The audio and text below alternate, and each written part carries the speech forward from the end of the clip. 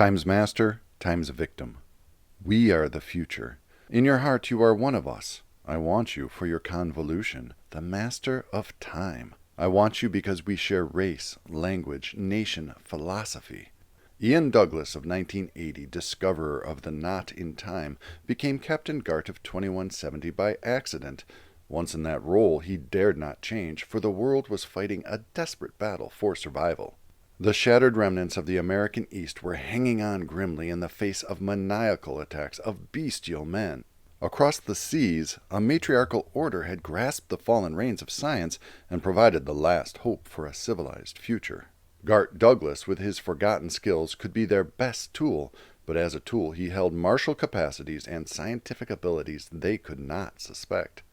A gripping first novel of the century to come by a talented writer who comes to science fiction with a brilliant record of hardcore scientific credits. So I was down by the river a couple of evenings ago after the rain finally stopped, and I was fishing. I wasn't catching anything, but it was nice sitting there as the sun went down, so I didn't mind. There are mountain bike trails through the woods, and I was just off the main trail, maybe a quarter mile up from the parking lot. It was starting to get gloomy when I heard a bike stop behind me. I turned to see a kid who must have been in his teens. He asked me if I was having any luck, and I shook my head. No. I stared at his helmet, though. It was bright orange, and it looked like a motorcycle helmet, a lot like the one on this book cover. He smiled when he saw my eyes light on his helmet. "Nice helmet," he said. "Right?" I nodded. "I got it from a scarecrow. I didn't steal it," as if I was going to accuse him.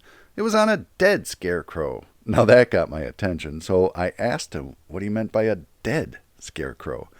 He said he had found one collapsed on a sidewalk along the road up to Greenwood College. He said there were mud tracks on the sidewalk, so he could tell the scarecrow had been walking in the rain before it collapsed, because when he found it, it was just a mess of wet straw spilling from a worn-out pair of overalls. I asked him how he was sure the scarecrow was dead. I joked, maybe it was just sleeping. At that, he looked at me kind of funny, but he didn't say anything. He just took off down the trail. I must have sat there for an hour or so longer. It was past twilight, pretty dark except for the moon.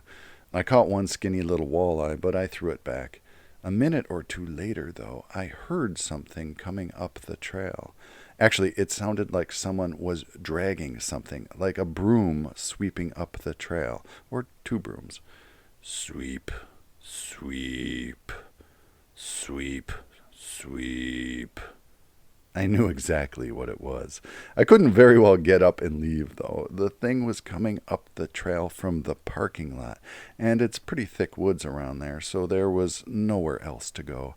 I just sat and waited in my lawn chair, as quiet as a mouse. I was terrified it was going to stop behind me. And maybe it did, but just for the second it took to look at me with whatever it had for eyes. Then it moved on. I never turned from where I sat. I didn't even actually see it, but I knew what it was, and it sounded abnormally big for a scarecrow.